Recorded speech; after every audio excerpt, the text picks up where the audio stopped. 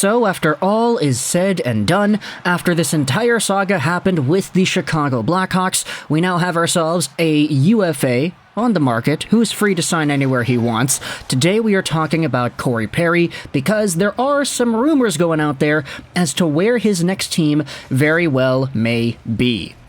Now, I don't think we need to summarize what happened with Cory Perry here in this video. It's been the most popular topic on the channel over the past few weeks, and all the videos garner so many views that I think if you don't know what happened at this point, you probably are just Patrick Star living under a rock. But last time we had talked about Cory Perry, it was in the video going over how he is eligible now to sign with NHL teams, and I said in that video that I didn't think it was worth it to make a video about the specific the news update that, he's available to sign with teams. Like, Friedman made an article about it, but that was just it. It was just a small thing.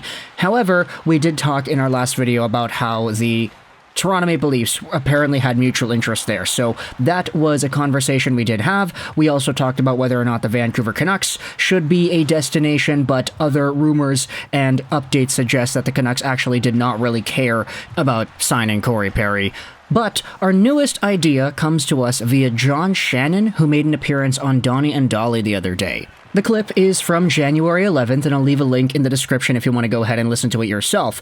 But the main quote reads this: "It would not surprise me to see Cory Perry's name in Tampa."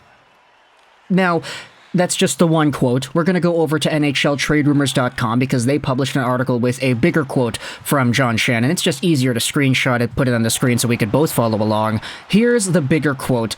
Let me throw out one name at you. "It would not surprise me to see Cory Perry's name out in Tampa. I think he's viewed there as a glue guy. He understood his role there. They're in need of bottom six forwards there, in my opinion, right now, to try and recapture some of that Tampa magic. So, in Perry, they'd know who they would be getting.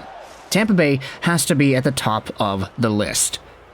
Now, this article in particular goes out there and talks about Perry's role with the Lightning. He made the Stanley Cup Finals with that team in 21-22, and they had 51 wins.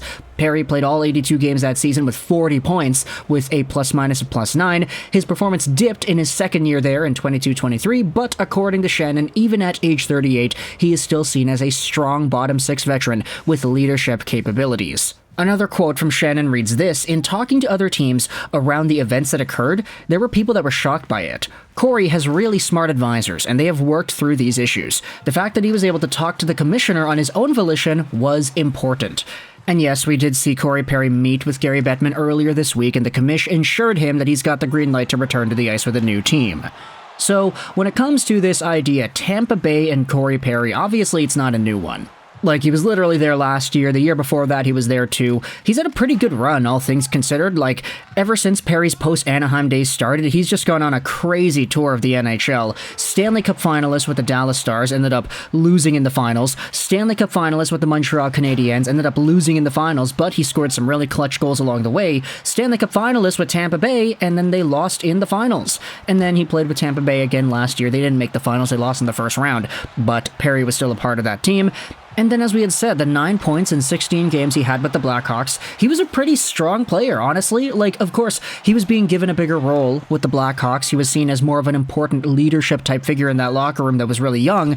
Not the same situation at all as the Tampa Bay Lightning. But Cory Perry was a valuable hockey player on the ice there.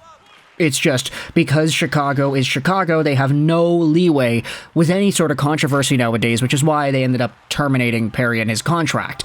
Now, Chicago, we could talk about them and their woes, because after losing out on Cory Perry, they lost out on Taylor Hall, they lost out on Connor Bedard, they lost out on Nick Foligno, they're losing out on everybody. It's wild there in Chicago. But Cory Perry being linked back over to Tampa Bay is actually not a brand new idea. He was a strong player there, they liked him in the role he played, and we also have ourselves other articles like this one being published on The Hockey Writers by Jim Bay from January 11th. 3 reasons why the Lightning should sign Cory Perry. On Wednesday, January 10th, TSN reported on Twitter that the NHL has reinstated Cory Perry, according to their insider Chris Johnston. According to the Post, Perry will have to be signed by the March 8 trade deadline in order to be eligible for the NHL playoffs. This is what Bay writes in regards to the Tampa Bay Lightning and how it would be a good idea for them to sign this former player. Despite some struggles this season, the Lightning have a good chance of making the playoffs. Signing Perry would add some significant depth to the roster, including those skating in the bottom six who have not produced consistently for the team this season. Before his suspension, Perry played well with the Blackhawks as he was second on the team in points behind rookie phenom Connor Bedard. Former head coach Luke Richardson had great praise for Perry just a few weeks before his release. He continues to add offense, he's hard on the stick, and he's competitive, and that just becomes infectious around the dressing room. But it's still showing up on the score sheet too. The transition back to his former team should be easy as he knows most of the players on the current roster. He had spent the past 2 seasons playing with the Lightning, scoring 12 goals and 25 points in his final year with the team. His play with the Blackhawks has demonstrated that he still has a great deal to offer to a club like the Lightning, who benefited from his grit and tenacity in those seasons. Now, there are a whole bunch of other stuff. This is a long article. I'll leave a link in the description. It's literally 3 reasons, so there are 3 reasons that are listed.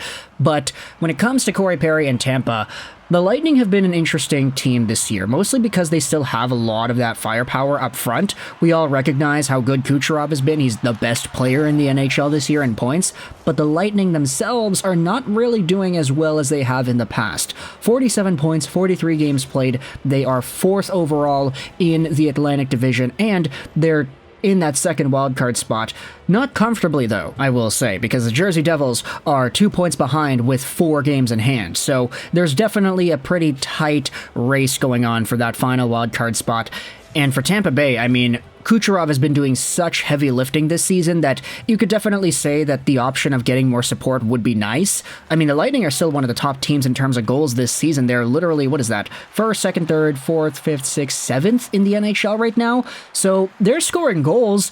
It's just the diversity between the goals is not really all too far between. There's so many guys who are hogging up all the goals and the points, which isn't necessarily bad. Like, of course, Kucherov being amazing is not a bad thing, but you kind of need depth too, and as the article did state, there is a rotating cast of bottom 6 forwards on this Lightning team that definitely would need a little bit more scoring prowess, and Cory Perry definitely adds that. He knows how to score, and he has been in this position for the past few years, where even in his first year in Tampa, he almost had 20 goals. 40 points, 19 goals, 82 games played, was half a point a game in the postseason. Even though he was 37 years old, he was still doing some pretty good things, and he'll be 39 by the time the playoffs start this year, so he's definitely, gotten a bit older, but I mean, he's still got that touch, and he can be a pest, and the Lightning probably would appreciate somebody who can ruffle other teams' feathers in the way that Cory Perry can. I mean, they had him for 2 seasons, they already know what he's about.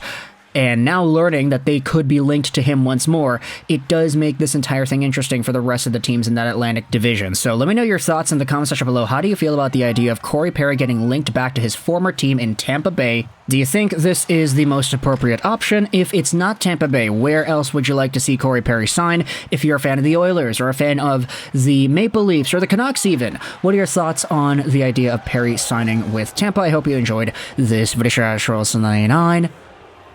And bye.